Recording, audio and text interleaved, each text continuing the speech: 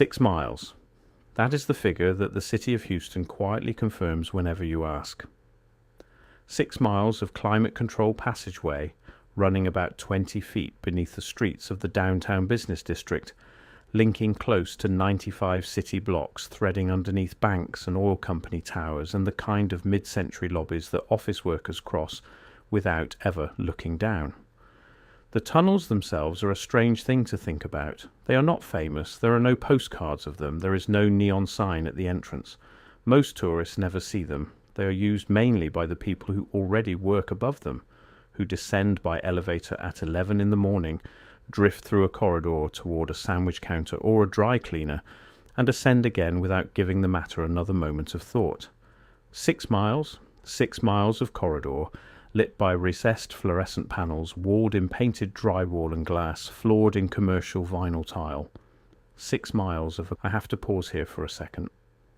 Because what I just described, that is one case from a much larger pattern. There are 35 documented cases in a document I put together. Different cities, different decades, different types of evidence. Every single one follows the same sequence: discovered, documented, acquired, disappeared. I could not fit all of it into a video. It's in the pinned comment below. Find it before we continue. Quiet parallel city. And the question that has always belonged to anyone who pauses long enough to ask it is the question of what lies on the other side of those clean modern walls. Because Houston, the textbooks say, was a swamp until 1836. A swamp on a sluggish bayou at the lower edge of a half-settled republic. A few hundred residents at first. A few thousand within a decade.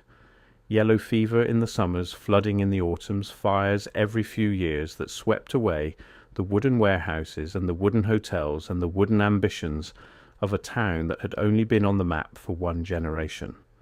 And yet, by the year 1900, the central blocks of Houston carried brick warehouses, iron-faced commercial buildings, a cotton exchange of cut stone, hotels of considerable scale, the early skeletons of an industrial port, and the foundations that the tunnel diggers of later decades would have to work carefully around. 64 years, that is what the official chronicle gives, 64 years from the founding to the established commercial centre. The tunnels of the 20th century cross beneath the work of those 64 years, and the question they leave open, the question this script will try to walk with you through, is not whether the foundations are real. The foundations are real. The question is whose economy actually built them, and whose labour and whose capital and whose interests the Standard Chronicle has quietly left out. Before we go further, take a moment to subscribe to the channel and tap the like button. The questions that follow are the kind the algorithm only spreads when you give it that small signal. Your subscription is what keeps this work going. Now we return to the tunnels and to the foundations they cross. The tunnel system itself has a documented origin, and we should give that origin its full credit before we begin to question what surrounds it. In the early 1930s, a Houston theatre operator named Will Horwitz, who ran 3 downtown movie houses called the Iris, the Texan, and the Uptown, paid for a small underground passage to be cut between his properties so that staff and supplies could move between the cinemas without crossing rain-soaked streets. This was the first link. It was modest. It served a specific purpose. Over the following decades, as oil companies and major banks and insurance firms accumulated downtown real estate, building owners began to connect their own basements one by one. Sometimes the motivation was air conditioning, which became dramatically more attractive as the Houston summers reminded everyone that the city sat at the edge of a subtropical coast. Sometimes the motivation was the practical movement of employees between corporate buildings owned by the same conglomerate. Sometimes the motivation was the simple commercial logic of a captive lunchtime audience for retail concessions. By the 1960s, the system was several miles. By the present day, it is 6 miles, with food courts, barbershops, banks, pharmacies, and shoe repair stalls operating in a network that closes on weekends because it is, in the end, a service corridor for the office workforce above. That is the official story. It is true as far as it goes. What it does not address is the city it was built into. because the tunnels did not pass through empty ground. The blocks above them were already developed when the digging began. The basements were already there. The foundations of the older commercial buildings were already in place. The tunnel crews of the 1930s and 40s and 50s were working around, between and underneath the masonry of a city that had been raised more than half a century earlier by men whose money and labour force the standard economic history accounts for only in fragments. To understand the gap in that history, you have to go back to the founding moment. In August of 1836, two brothers from New York State, Augustus Chapman Allen and John Kirby Allen, purchased a tract at the head of navigation on Buffalo Bayou. They paid, according to the records that survive, about $5,000 for around 6,600 acres, which works out to less than $1 an acre. They named the planned settlement after Sam Houston, who had just won independence for Texas at San Jacinto a few months earlier. They placed advertisements in newspapers across the eastern United States describing a great inland port, a future commercial center, a city destined to become the metropolis of the new republic. At the time those advertisements ran, the site was almost entirely undeveloped. A few traders, a few cypress trees, a sluggish bayou, a yellow fever climate, and the lingering claim of indigenous use. The Allens themselves did not have much capital. John Kirby Allen would die of fever in 1838, 2 years after the founding. Augustus would gradually lose most of his initial holdings to creditors and partners, and would leave Houston for Mexico before his middle age, never recovering the position the founding documents had seemed to promise. The arithmetic of the founding does not work cleanly. Two young speculators with limited means, in a swamp, on a bayou, in a brand new republic with no functioning banking system to speak of, announced a city and then watched somehow as a real city assembled itself around their advertisements. Within a year, the Republic of Texas had moved its capital to the place. Within 3 years, the population had grown into the thousands. Within 20 years, the Houston and Texas Central Railway was running iron rails north toward the interior. Within 40 years, the cotton compresses and warehouses lined the bayou wharves, and the Cotton Exchange building was being designed to anchor a regional trade that would soon outpace its rivals. 64 years from a paper city to a structural one. Cities of that scale that quickly do not assemble themselves from the modest savings of frontier traders. Something else was paying, something else was building, and the foundations the tunnels later crossed were the result. The Buffalo Bayou itself is a useful place to begin tracing what the Standard Chronicle leaves out. In its natural state, Buffalo Bayou is not an obvious site for a major port. It is slow. It is narrow in places. Its mouth gives onto Galveston Bay, which then opens to the Gulf of Mexico through the constrained passes near Galveston Island. For ocean-going vessels of any significant draft, the bayou as the Allens found it would have been inadequate. Yet the cotton volume passing through the wharves at the foot of Main Street by the 1870s was substantial, and the lumber and the hides and the goods coming back in exchange. Either the bayou supported more shipping than its natural condition should have permitted, or work had already been done to deepen and widen it long before the great ship channel improvements that the federal government would finally complete in 1914. The historical record supports the second possibility. Private dredging interests, port improvement associations, local merchant cooperatives, and several state-level navigation acts had been working on Buffalo Bayou for decades before the federal project arrived. The work was piecemeal, often badly funded, frequently interrupted, and incompletely documented. The men who paid for it included Houston cotton factors, Galveston shipping interests, Eastern investors with stakes in the Texas trade, and in some cases European bondholders who had taken positions in Texas infrastructure as part of the broader 19th century capital flow into the cotton economy. The point is that the bayou was made. It did not become a port by accident. The water itself was a piece of constructed infrastructure, and the labor that did the constructing, the dredgers and bargemen and pile drivers and excavators, are largely anonymous in the surviving accounts. That anonymity is one of the central features of pre-1900 Houston economic history, and it is the feature that this script wants to spend some time with. We know the names of the architects and the major merchants. Eugen Heine designed some of the surviving downtown buildings. Henry Trost worked on others.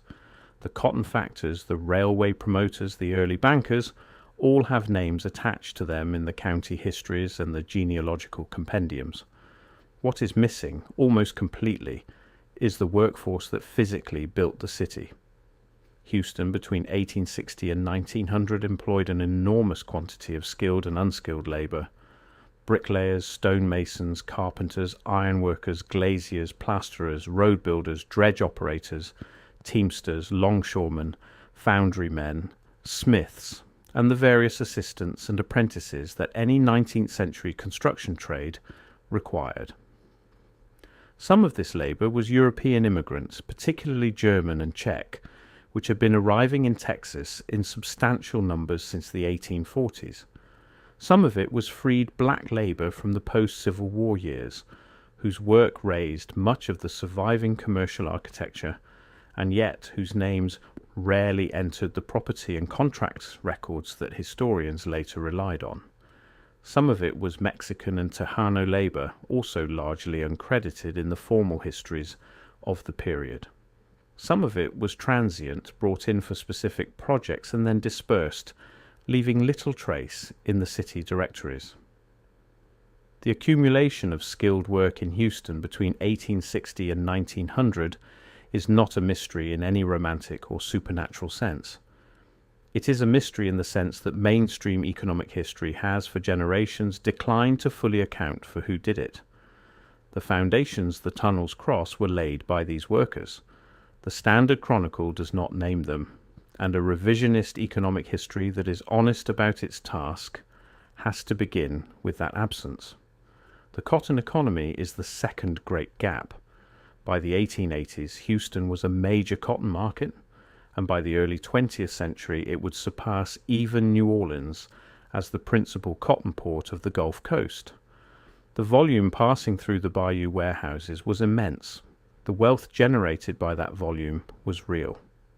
What the Standard story does not always emphasize is how concentrated that wealth became, and how much of the upward flow was captured not by the local merchants whose names appear on the buildings, but by the cotton factors, commission houses, and credit suppliers based in New York, in Boston, in Liverpool, and in Le Havre.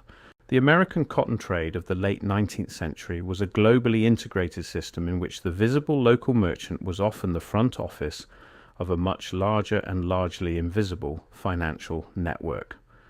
A Houston cotton factor whose 3-story office building still stands on a downtown corner may have been, in his business operations, primarily an agent for a New York or European principal whose capital actually owned the cotton he was buying and selling. The grand facade represents local ambition. The actual economic power often sat elsewhere. This is not conspiracy. It is the documented structure of the global cotton trade of the period, and it explains a great deal about how a swampy bayou settlement managed to raise buildings of European urban quality within a single generation. The buildings were not really being financed by frontier traders.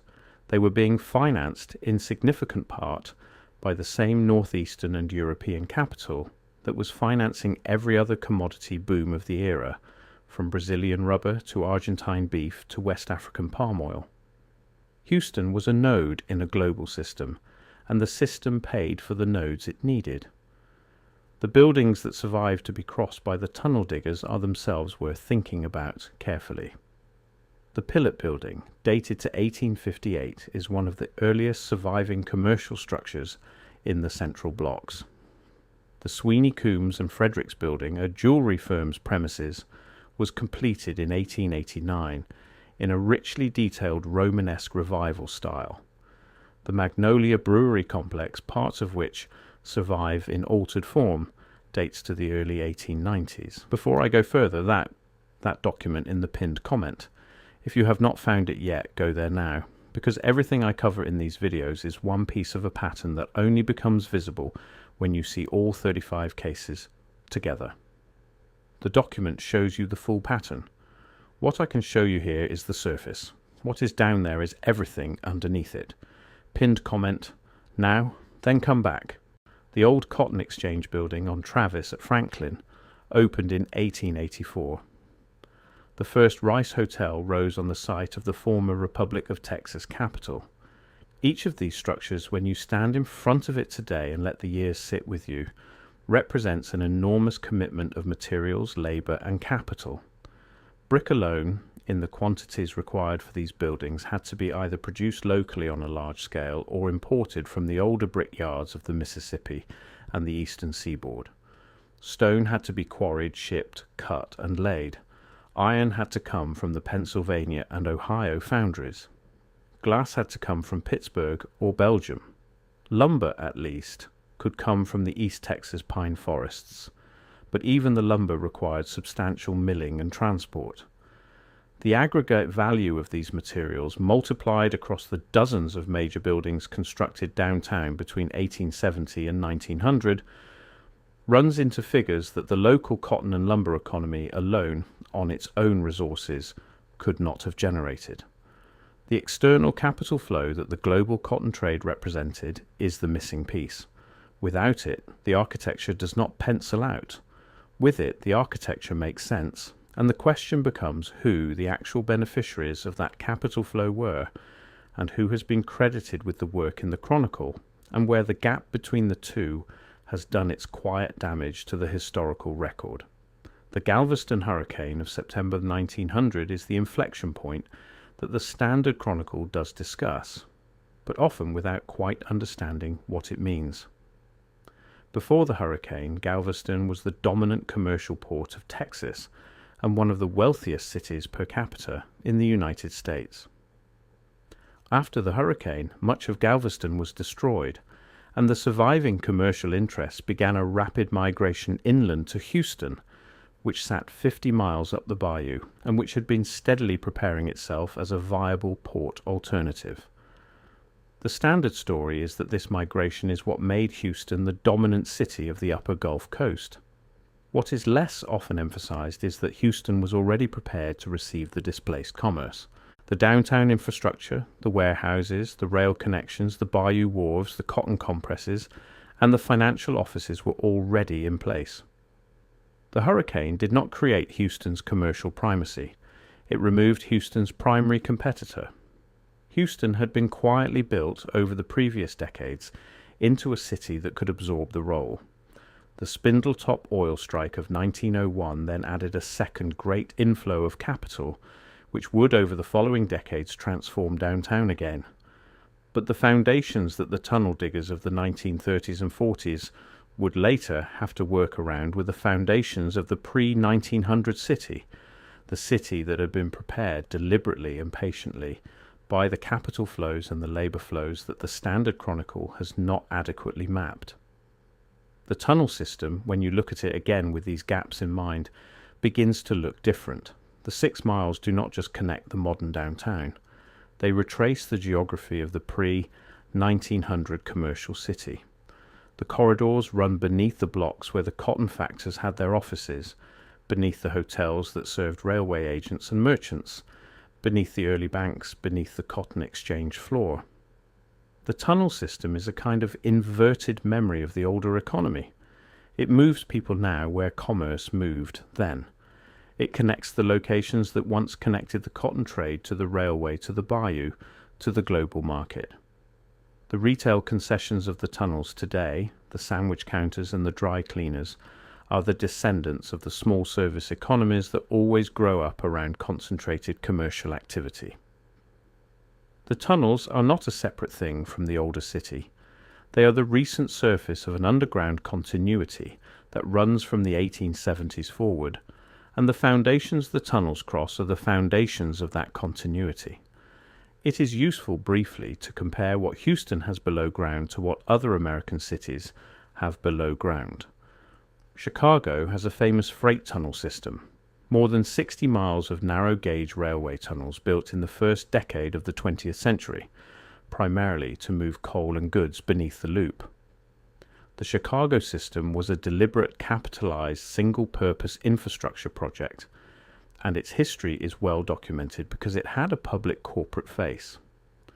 New York has its subway, its utility tunnels, its old water aqueducts, all of them substantially documented because they were public works.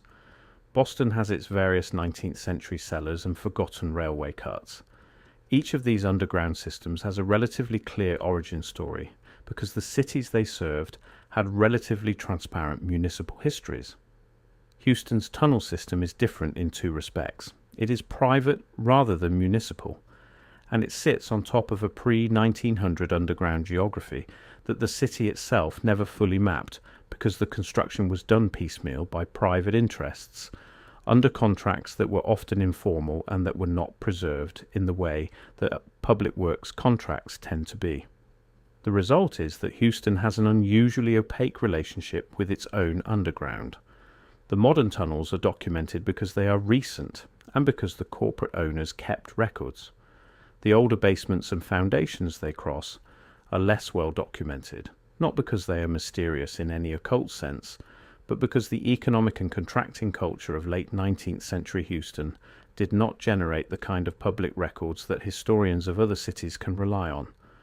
The opacity is not a cover-up, it is the residue of a particular kind of frontier capitalism, in which much of the actual construction was carried out by interests who had no incentive to document themselves and every incentive to leave the public chronicle in the hands of the most visible beneficiaries. Revisionist economic history, when it is done responsibly, is not a project of inventing hidden civilizations. It is a project of taking the existing record seriously enough to notice what it has left out. In the case of Houston, what the existing record has left out includes the actual labor force that built the city, the actual capital flows that financed the construction, the actual scale of the work done on Buffalo Bayou before the Federal Ship Channel project, and the actual position of Houston within the global cotton economy of the late 19th century. The Standard Chronicle gives us the Allens, the cotton factors with surviving family names, the architects with portfolios, and the oilmen who arrived after Spindletop. It gives us much less of the German and Czech immigrant masons who cut the stone, the freed black labourers who laid the brick, the Mexican and Tejano workers who built the bayou improvements, the anonymous European bondholders whose capital paid for the materials, and the New York and Liverpool commission houses whose credit underwrote the cotton trade that paid the local merchants. The buildings whose foundations the tunnels cross are the product of all of those uncredited inputs. To walk through the tunnels with that knowledge is to walk through a memory the city itself has only partially kept. There is a final question, and it is the one the most patient observers tend to come back to. Why, given that the infrastructure was already substantial by 1900, did the city itself remain for so long modestly described in its own self-image? Why did the local newspapers of the 1880s and 90s continue to write about Houston as a hopeful young town when the construction taking place in the central blocks was that of an established commercial centre? Why did the official histories, when they finally got written in the 20th century, retain that hopeful young town framing, even though the surviving evidence on the ground showed something more mature? Part of the answer is genre. American boomtown histories tend to flatter themselves with stories of plucky beginnings and gradual ascent. Part of the answer is the simple fact that the people who wrote the histories were the descendants and inheritors of the most visible 19th century beneficiaries, and their accounts naturally emphasize the role of those beneficiaries. Part of the answer is that the actual economic structure, with its dependence on external capital and uncredited labor, did not flatter the founding myth of self-made Texan enterprise. To acknowledge it fully was to acknowledge that Houston was not a self-made city. It was a node in a global economy, built by workers it did not name, financed by capital it did not announce, and prepared for a future that required someone to take credit for it after the fact. The Standard Chronicle gave that credit to the Allens, to the cotton factors, to the oilmen, and to the boosters of the early 20th century. The Chronicle was not wrong exactly. It was incomplete in a way that served the people who wrote it. The tunnels cross beneath all of this, 6 miles, 20 feet down, 95 blocks. They cross beneath the foundations of buildings whose construction was paid for in part by money that never appeared in a Texas ledger. They cross beneath the masonry laid by workers whose names were never written into the contract files.